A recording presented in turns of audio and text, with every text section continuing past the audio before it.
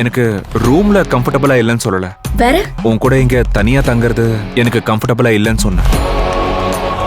அவளை மீறி என் மாமா மனசுல என்னால இடம் பிடிக்கவே முடியாது. அதனாலதான் அவளை மொத்தமா ஒழிச்சு கட்ட நான் ஏற்காடு வந்திருக்கேன். இல்லங்க, நான் வரல. வரலன்னா என்னடி அர்த்தம்? நான் இவர் கூட ஒரே ரூம்ல தங்க மாட்டேன்னு அர்த்தம்.